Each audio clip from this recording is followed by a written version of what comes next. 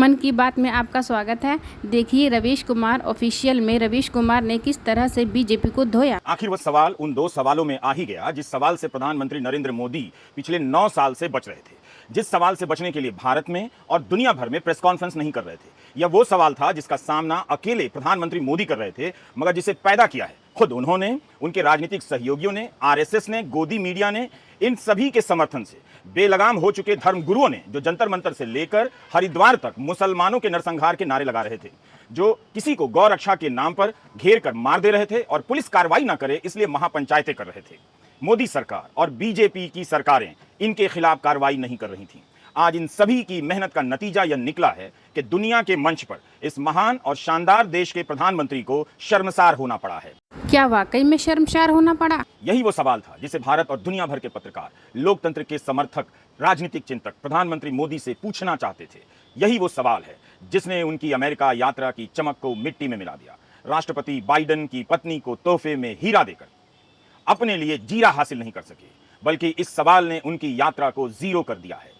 और वो सवाल था, प्रधानमंत्री, भारत लंबे समय से दुनिया के सबसे बड़े लोकतंत्र होने पर गर्व करता रहा है, लेकिन कई मानवाधिकार समूहों का कहना है कि आपकी सरकार ने धार्मिक अल्पसंख्यकों के साथ भेदभाव किया है, आलोचकों को चुप कराया गया है। आप यहाँ व्हाइट हाउस में हैं, जहाँ विश्व के कई नेताओं ने लोकतंत्र की रक्षा को लेकर अपनी प्रतिबद्धता दोहराई है। आप और आपकी सरकार मुसलमानों और अन्य अल्पसंख्यकों के हकों को बेहतर करने और आज़ाद अभिव्यक्ति की रक्षा के लिए क्या कदम उठाने जा रही है? Prime Minister, India has long prided itself as the world's largest democracy, but there are many human rights groups who say that your government has discriminated against religious minorities and sought to silence its critics. As you stand here in the east room of the White House, where so many world leaders have made commitments to protecting democracy, what steps are you and your government willing to take to improve the rights of Muslims and other minorities in your country and to uphold free speech? गोली मारो के नारे लगाने वाले को राज्य मंत्री से कैबिनेट मंत्री बनाने वाले प्रधानमंत्री मोदी ने अपनी राजनीतिक सफलता की कीमत पर इस महान देश के लोकतंत्र को छोटा कर दिया। गोदी मीडिया का बैंड बाजा बारात निकालकर केवल वाहवाही की फिल्म दिखाने के बाद भी यह सवाल उस नायक की तरफ पर्दे पर एंट्री मार गया जिसे देखते ही गोदी मीडिया से लेकर हाउसिंग सोसाइटी के अंकिल भाग खड़े हुए। जब यह सवाल पूछा जा रहा था तब प्रधानमंत्री का हाव भाव, उनका चेहरा बता रहा था कि उन पर यह सवाल कितना भारी पड़ रहा है। इस सवाल के सामने भारत के प्रधानमंत्री की 20 साल की राजनीति उस छात्र की तरह हाथ बांधकर, चेहरा लटका कर खड़ी थी जिसे नकल करते हुए मास्टर जी ने पकड़ लिया हो। प्रधानमंत्री ने जवाब में कुछ कहा, मगर वो जवाब नहीं, निश्चित रूप से उस सवाल का जवाब तो बिल्कुल नहीं। सुप्रीम कोर्ट से लेकर हाई कोर्ट के तमाम जजों ने चेतावनियां दी, नफरत की भाषा पर लगाम लगाने को कहा, मगर सरकार चुप रही, क्योंकि इससे राजनीतिक तापमान चढ़ता है, वोट मिलता है। लेकिन दुनिया देख रही थी कि भारत में सब ठीक नहीं हो रहा है। बल्कि व्हाइट हाउस में यह सवाल बाद में पूछा गया, इससे पहले न्यूयॉर्क की सड़कों पर पूछा जाने लगा। दुनिया भर में रहने वाले भारतीयों को वोट बैंक में बदलने, बांट देने और मोदी मोदी कराने की राजनीति ने बाहर रहने वाले भारतीयों को अलग कर दिया है। मोदी सिस्टम ने विदेश में रहने वाले भारतीयों को इतना इस्तेमाल किया कि इसकी प्रतिक्रिया इसी तरह होनी थी। एक तरफ भारतीय मोदी मोदी कर रहे थे और करवाए जा रहे थे, तो दूसरी तरफ भारतीय लोगों का दूसरा गुट अलग अलग मुद्दों को लेकर वाशिंगटन से लेकर न्यूयॉर्क की सड़कों पर प्रधानमंत्री का विरोध कर रहा था। गोदी मीडिया ने इस ट्रक को नहीं दिखाया, लेकिन इस ट्रक पर वो सारे सवाल पूछने के लिए लिखे गए थे कि पूछिए कि उमर खालिद की रिहाई क्यों नहीं हुई, पूछिए कि महिला पहलवान क्यों धरने पर बैठी हैं। इसी ट्रक पर वो डॉक्यूमेंट्री भी दिखाई जा रही थी जिसे मोदी सरकार ने बैन कर दिया। अमेरिका में रहने वाले मणिपुर के लोग बैनर लेकर आ गए। यह वही सवाल था जो अमेरिकी कांग्रेस के 75 सांसद बाइडेन को पत्र लिखकर कह रहे थे, पूछिए मोदी से कि भारत में प्रेस की स्वतंत्रता का दमन क्यों हो रहा है। यह वही सवाल था जब अमेरिकी संसद के कई प्रतिनिधियों ने कहा कि भारत में मुसलमानों के खिलाफ हिंसा हो रही है, उनके साथ भेदभाव हो रहा है। यह वही सवाल था जब बीबीसी की डॉक्यूमेंट्री बंद कर दी गई, बीबीसी के दफ्तर में छापे मारे गए, तब भी पूछा गया। और इस डॉक्यूमेंट्री को दिखाकर अब लोगों ने दुनिया भर में विरोध जताना शुरू कर दिया है। प्रधानमंत्री नरेंद्र मोदी से पूछा गया यह सवाल कई सवालों का एक सवाल था। आलोचकों को जेल भेजना, कई महीनों तक जेल में रखना, जमानत नहीं मिलना, अवैध रूप से रासुका नेशनल सिक्योरिटी एक्ट लगा देना, यह सब हो तो रहा था और लोगों को लग रहा था कि बिना जमानत के फर्जी केस में महीनों जेल में रखा जा रहा है। तब गोदी मीडिया, बीजेपी, आईटी सेल इन लोगों को एंटी नेशनल कह रहा था। आप असम में अखिल गोगोई और यूपी के डॉक्टर कफील खान का केस याद कर लीजिए, उमर खालिद का केस याद कर लीजिए, भीमा कोरेगांव का केस देख लीजिए। इन हरकतों से भले ही प्रधानमंत्री मोदी का वोट बैंक उत्साहित हो रहा था, मगर उसने इस उत्साह में भारत की साख दांव पर लगा दी है। हम एक बार फिर से अमेरिकी पत्रकार के सवाल को दोहराते हैं, जिसे कोई भारतीय पत्रकार पूछ लेता वहां पर, तो वहीं पर उसकी नौकरी चली जाती। इस सवाल ने मोदी मोदी के नारे लगाने वाले गोदी मीडिया के एंकरों को भी एक्सपोज कर दिया है, उनका पर्दाफाश कर दिया है कि वो ये सवाल मोदी से नहीं पूछ सके। और वो सवाल था, प्रधानमंत्री, भारत लंबे समय से दुनिया के सबसे बड़े लोकतंत्र होने पर गर्व करता रहा है, लेकिन कई मानवाधिकार समूहों का कहना है कि आपकी सरकार ने धार्मिक अल्पसंख्यकों के साथ भेदभाव किया है, आलोचकों को चुप कराया गया है। आप यहाँ व्हाइट हाउस में हैं, जहां विश्व के कई नेताओं ने लोकतंत्र की रक्षा को लेकर अपनी प्रतिबद्धता दोहराई है। आप और आपकी सरकार मुसलमानों और अन्य अल्पसंख्यकों के हकों को बेहतर करने और आजाद अभिव्यक्ति की रक्षा के लिए क्या कदम उठाने जा रही है? ये सवाल वॉल स्ट्रीट जर्नल की पत्रकार सबरीना सिद्दीकी ने पूछा। भारत में मोदी समर्थक और आईटी सेल के लोग आरोप लगा रहे हैं कि जानबूझकर पूछा गया सवाल है, मोटिवेटेड है, ये बौखला गए हैं। इन्हें पता होना चाहिए कि यात्रा शुरू होने से पहले प्रधानमंत्री नरेंद्र मोदी ने वॉल स्ट्रीट जर्नल को ही इंटरव्यू दिया था। तब भी वॉल स्ट्रीट जर्नल ने यही सवाल पूछा था। सवाल यह था कि मोदी के विरोधियों और मानवाधिकार कार्यकर्ता आरोप लगाते हैं कि मोदी की हिंदू राष्ट्रवादी पार्टी धार्मिक आधार पर ध्रुवीकरण की राजनीति करती है और लोकतंत्र को कमजोर कर रही है, प्रेस को दबाया जा रहा है। हमने आपको 21 जून के वीडियो में इस सवाल के बारे में बताया था कि कैसे इस सवाल में प्रश्नवाचक चिन्ह तक नहीं था। इंटरव्यू करने 3 रिपोर्टर गए थे, किसने पूछा पता नहीं चला। उस अखबार को भी प्रधानमंत्री ने वही जवाब दिया था जो व्हाइट हाउस में दिया और जो नेहरू के समय से दिया जा रहा है। हजारों साल से भारत एक ऐसी भूमि रहा है जहां सभी आस्थाओं को मानने वाले लोग आजादी, शांति और समृद्धि के साथ रहते आए हैं। आप पाएंगे कि दुनिया के सभी धर्मों के लोग भारत में रहते हैं। क्या यह कोई जवाब है? पूछा जा रहा है कि प्रेस को दबाया जा रहा है, तो जवाब दे रहे हैं हजारों साल से सभी आस्था के लोग भारत में रह रहे हैं। ये क्या जवाब है? कम से कम प्रधानमंत्री नरेंद्र मोदी कह सकते थे कि ऐसी घटनाएं हुई हैं, मगर जब भी हुई हैं हमारी सरकार ने कदम उठाए। व्हाइट हाउस में वॉल स्ट्रीट जर्नल की सबरीना सिद्दीकी ने जो सवाल पूछा, क्या उसका जवाब कुछ अलग से है? आप ध्यान से सुनिए। इस जवाब में प्रधानमंत्री बात को कहां से कहां ले गए। जैसे उनसे कहा गया हो कि अच्छा लोकतंत्र क्या है, उसके बारे में आप 10 लाइनें बोलकर बताइए। नहीं, उनसे सवाल पूछा गया कि आपकी सरकार आलोचकों को जेल भेजती है, मुसलमानों के साथ दुर्व्यवहार किया जा रहा है, भेदभाव किया जा रहा है, लेकिन प्रधानमंत्री नरेंद्र मोदी से सीधे सीधे जवाब देते नहीं बना। आप भी सुन लीजिए, हिंदी में ही बोल रहे हैं। मुझे आश्चर्य हो रहा है कि आप कह रहे हैं कि लोग कहते हैं नहीं, भारत डेमोक्रेसी है। और जैसा राष्ट्रपति बाइडेन ने कहा, भारत और अमेरिका दोनों के डीएनए में लोकतंत्र है। लोकतंत्र हमारा स्पिरिट है, लोकतंत्र हमारी रगों में है। लोकतंत्र को हम जीते हैं और हमारे पूर्वजों ने उसको शब्दों में ढाला है संविधान के रूप में। और हमारी सरकार लोकतंत्र के मूलभूत मूल्यों को आधार लेकर के बने हुए संविधान के आधार पर चलती है। और हमारा संविधान और हमारी सरकार, और हमने सिद्ध किया है डेमोक्रेसी कैन डिलीवर। और जब मैं डिलीवर कहता हूं तब कास्ट, क्रीड, रिलीजन, जेंडर, किसी भी भेदभाव को वहां जगह नहीं होती है। और जब हम लोकतंत्र की बात करते हैं तब अगर ह्यूमन वैल्यूज नहीं है, ह्यूमैनिटी नहीं है, ह्यूमन राइट्स नहीं है, फिर तो वो डेमोक्रेसी है ही नहीं। और इसलिए जब आप डेमोक्रेसी कहते हैं, जब डेमोक्रेसी को स्वीकार करते हैं और जब हम डेमोक्रेसी को लेकर के जीते हैं, तब डिस्क्रिमिनेशन का कोई सवाल ही नहीं उठता है। और इसलिए भारत सबका साथ, सबका विकास, सबका विश्वास, सबका प्रयास, उन मूलभूत सिद्धांतों को लेकर के, और इसलिए हम चलते हैं। भारत में सरकार के जो बेनिफिट्स हैं वो एक्सेस टू ऑल है, जो भी उसके हकदार हैं उन सबको मिलते हैं। इसलिए भारत के लोकतांत्रिक मूल्यों में कोई भेदभाव नहीं है, न धर्म के आधार पर, न जाति के आधार पर, न उम्र के आधार पर, न भूभाग के आधार पर। सबका साथ, सबका विश्वास। क्या जमीन पर जो हो रहा है वह सच नहीं है? दिन भर गोदी मीडिया में एंटी मुस्लिम डिबेट चलता है, क्या वो सच नहीं है? हेट स्पीच को लेकर सुप्रीम कोर्ट सरकारों को नपुंसक तक कह चुका है, क्या वो सच नहीं है? प्रधानमंत्री ने सवाल का जवाब नहीं दिया, लोकतंत्र और संविधान का उद्देश्य बताने लग गए। ये थोड़ी ना पूछा गया था। दरअसल उनके पास इस सवाल के जवाब ही नहीं है, अमेरिका में भी नहीं है और यहां भारत में भी नहीं है। व्हाइट हाउस में संवाददाताओं ने यह नहीं कहा कि आपके देश में भेदभाव होता है या नहीं, बल्कि कह दिया होता है, बताइए कि आप क्या करने वाले हैं। लेकिन अफसोस, प्रधानमंत्री जवाब नहीं दे सके। मूल सवाल था कि आप और आपकी सरकार मुसलमानों और अन्य अल्पसंख्यकों के हकों को बेहतर करने और आजाद अभिव्यक्ति की रक्षा के लिए क्या कदम उठाने जा रही है। और मूल जवाब यह निकलता है कि भारत के लोकतांत्रिक मूल्यों में कोई भेदभाव नहीं है, ना धर्म के आधार पर, ना जाति के आधार पर, ना उम्र के आधार पर, ना भूभाग के आधार पर। इस बात का भी मजाक उड़ाया जा रहा था कि 80 साल के बाइडेन बिना टेलीप्रॉम्प्टर के प्रेस कॉन्फ्रेंस में खड़े हैं और केवल प्रधानमंत्री नरेंद्र मोदी के लिए टेलीप्रॉम्प्टर लगाया गया था, जबकि वे हिंदी में जवाब दे रहे थे। वैसे उनकी अंग्रेजी भी बहुत अच्छी है। कांग्रेस प्रवक्ता पवन खेड़ा ने क्या कहा? यह कहा कि प्रधानमंत्री का जवाब बहुत ही औसत है, अंग्रेजी में मीडियोकर शब्द का इस्तेमाल किया। पवन खेड़ा ने कहा कि प्रधानमंत्री के इस औसत जवाब को स्वीकार नहीं किया जा सकता, इस मीडियोक्रिटी को स्वीकार नहीं किया जा सकता। अभी उत्तराखंड में क्या हुआ आपने नहीं देखा? देखा तो बीजेपी के मुख्यमंत्री लव जिहाद से लेकर लैंड जिहाद के नाम पर क्या कर रहे हैं आप देख रहे हैं, रोज देख रहे हैं और फ्रंट पेज पर यह सारी बातें छप रही हैं। आपको याद है ना बुलडोजर बाबा, वो क्या था? अब याद कर लीजिए इस संदर्भ में किस कानून में लिखा है, भारतीय दंड संहिता के किस प्रावधान में है कि अदालत की सजा से पहले अपराधी का पूरा घर गिरा दिया जाएगा। किस कानून में एक अपराधी के दोषी पाए जाने पर उसके पूरे घर को गिरा देने का प्रावधान है। जब एंटी मुस्लिम नारों के बीच मुसलमानों के घर गिराए जा रहे थे तब लोग बुलडोजर बाबा कहकर नाच रहे थे कि नहीं नाच रहे थे? नोएडा से लेकर न्यू जर्सी तक नाच रहे थे, बिल्कुल नाच रहे थे। अमेरिका के न्यू जर्सी में पिछले साल 15 अगस्त को एक शोभा यात्रा निकाली गई। उस शोभा यात्रा में बुलडोजर लेकर निकल गए ये भारतीय लोग जो वहां रहते हैं। उस पर मोदी और योगी की तस्वीर लगाकर घुमा रहे थे। भारत के किसी कानून में बुलडोजर से घर गिराने का प्रावधान नहीं है, फिर भी बाबा को बुलडोजर कहा गया।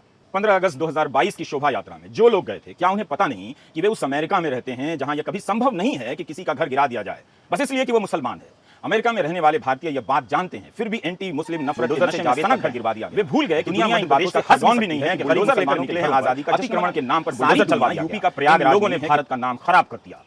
अमेरिका में इसका बहुत विरोध हुआ। एडिसन और न्यू जर्सी के मेयर ने इसकी निंदा की, करनी पड़ गई। एडिसन के मेयर समीप जोशी ने कहा कि बुलडोजर विभाजन का प्रतीक है और इसे स्वीकार नहीं किया जा सकता। एडिसन टाउनशिप में इसकी कोई जगह नहीं है। इंडियन बिजनेस एसोसिएशन को इसके लिए माफी मांगनी पड़ेगी। इंडियन बिजनेस एसोसिएशन ने इस शोभा यात्रा का आयोजन किया था। तो यह सब हो तो रहा था, मगर प्रधानमंत्री मोदी और गोदी मीडिया को लग रहा था कि 20 साल से इस राजनीति ने उन्हें मुख्यमंत्री से प्रधानमंत्री बना दिया। यह फॉर्मूला सफल है, इसी पर चलते रहो, तो इससे पीछे क्यों हटना। लेकिन आज उनकी इस राजनीति ने उन्हें भी और पूरे देश को शर्मिंदा किया है। यह पहला मौका नहीं है। आपको याद दिलाना चाहता हूं, पिछले साल जून का ही महीना था। टीवी के डिबेट में भाजपा की प्रवक्ता नुपुर शर्मा के एक बयान पर अरब देश नाराज हो गए। कतर, कुवैत, ईरान जैसे देश भारत के राजदूतों को बुलाकर अपनी नाराजगी का नोटिस थमाने लगे और माफी मांगने की बात करने लग गए। उनकी नाराजगी का यह असर हुआ कि चंद घंटे के भीतर बीजेपी को अपने दो प्रवक्ताओं नुपुर शर्मा और नवीन कुमार जिंदल के खिलाफ कार्रवाई करनी पड़ गई। एक प्रवक्ता को पार्टी से निकाल दिया तो दूसरे को 6 साल के लिए निलंबित किया। हिंदी के कुछ अखबारों की हेडलाइन बता रही है कि कहां यह खबर कैसे मैनेज की गई, कहां यह खबर छापी गई। लेकिन अरब देशों की नाराजगी के कारण बीजेपी ने अपने प्रवक्ता को हटाया तो सही, तब भारत ने अमेरिका और यूरोप तक को झिड़क दिया था कि आंतरिक मामले में दखल ना दें। बीजेपी ने एक पत्र जारी कर कहा कि भारत सभी धर्मों का सम्मान करता है, जिसका अंग्रेजी के अखबार टेलीग्राफ ने इस तरह अपनी हेडलाइन में छापा ताकि लगे कि चोरी पकड़ी गई, मगर बीजेपी नजर नहीं मिला पा रही। आज भी गोदी मीडिया और खासकर सुदर्शन टीवी के तेवरों में कोई कमी नहीं है, जबकि इसके कार्यक्रम को लेकर सूचना प्रसारण मंत्रालय को अदालत में कहना पड़ा कि चैनल ने प्रोग्राम कोड का पालन नहीं किया, उसके नियमों की परवाह नहीं की। श्याम दीवान जैसे दिग्गज वकील सुदर्शन का केस लड़ रहे थे। जब उन्होंने एक सुनवाई के दौरान जवाब देने के लिए कुछ समय मांगा, तब न्यायमूर्ति चंद्रचूड़ ने उस वक्त एक बात कही थी। कहा कि आपका मुवक्किल राष्ट्र के प्रति असंतोष पैदा कर रहा है और यह स्वीकार नहीं कर रहा है कि भारत विविध संस्कृति का एक महत्वपूर्ण बिंदु है। आपके मुवक्किल को सावधानी के साथ अपनी स्वतंत्रता का प्रयोग करने की आवश्यकता है। क्या सुप्रीम कोर्ट की इन टिप्पणियों से वॉल स्ट्रीट के सवाल कुछ अलग थे? आपको क्यों लग रहा था कि दुनिया इन खबरों पर नजर नहीं रख रही? सवाल तो पूछा जाएगा कि वो भारत तो नहीं जिसकी दुनिया भर में प्रतिष्ठा है। लोग पूछ रहे हैं कि क्या भारत जिस धार्मिक सहिष्णुता के लिए जाना जाता है, क्या वो बदल रहा है? जवाब आप जानते हैं कि बदल चुका है, मगर इस सवाल ने प्रधानमंत्री को लाजवाब कर दिया। उनसे जवाब नहीं दिया गया। अब इतिहास तय करेगा कि बाइडेन ने प्रधानमंत्री मोदी को अमेरिका बुलाकर राजकीय सम्मान का मौका दिया या उनकी 20 साल की उग्र धार्मिक पहचान की राजनीति को दुनिया के सामने एक्सपोज कर दिया और शर्मसार कर दिया। इस प्रेस कॉन्फ्रेंस को लेकर ही अमेरिका की प्रेस में सवाल उठने लग गए और मजाक उड़ने लगा। सीएनएन ने अपनी रिपोर्ट में लिखा है कि बाइडेन ने लेन देन सही से की और मोदी जिससे बचते थे उससे बाहर निकल आए। सीएनएन ने लिखा है कि पिछले 20 साल में जितने भी नेता राजकीय यात्रा पर अमेरिका आए हैं, उन्होंने प्रेस का सामना किया है। यह सब आपसी सहमति से ही तय होता है, लेकिन व्हाइट हाउस ने जब प्रेस कॉन्फ्रेंस के लिए जोर दिया तो शुरू में भारतीय अधिकारी मना करने लग गए। सीएनएन ने सूत्रों के हवाले से यह खबर लिखा है कि यह वो सवाल था जो मोदी को पसंद नहीं, जिन्होंने भारत में कभी प्रेस कॉन्फ्रेंस नहीं की। भारत के अधिकारी इसी पर जोर दे रहे थे कि केवल साझा बयान हो मगर सवाल ना पूछे जाएं। बाद में अधिकारी तैयार हो गए कि दोनों पक्ष के लोग दो सवाल लेंगे। गोदी मीडिया यह लाइन लिख ही नहीं सकता है कि भारत के प्रधानमंत्री 9 साल से प्रेस कॉन्फ्रेंस नहीं कर पा रहे हैं, लेकिन अमेरिका के कई अखबारों में यह बात प्रमुखता से छप रही है। जिस वॉल स्ट्रीट जर्नल को यात्रा से पहले प्रधानमंत्री ने इंटरव्यू दिया था, उसने भी लिखा है कि जो मोदी भाषण तो बहुत देते हैं मगर बहुत कम प्रेस कॉन्फ्रेंस और इंटरव्यू करते हैं। उनसे वॉल स्ट्रीट जर्नल ने भारत की विदेश नीति से लेकर आर्थिक नीतियों पर 1 घंटे की बातचीत की है। पूर्व प्रधानमंत्री मनमोहन सिंह का मजाक मौन मोहन सिंह कहकर उड़ाया गया और पूरे देश में यह जज्बात भी पैदा किया गया कि भारत को एक बोलने वाला प्रधानमंत्री चाहिए, ऐसा नेता चाहिए जो बोलता हो, चुप नहीं रहता हो। आपने देखा कि कैसा नेता मिला कि जो बिना टेलीप्रॉम्प्टर के भी नहीं बोल पाते हैं और सवाल पूछने का सवाल का जवाब नहीं दे पाते। आप कल्पना कीजिए कि जब भारत के अधिकारी व्हाइट हाउस में इस बात का जुगाड़ कर रहे हों कि किसी तरह प्रधानमंत्री मोदी से कोई सवाल ना पूछते, तब क्या भारत की प्रतिष्ठा बढ़ रही होगी?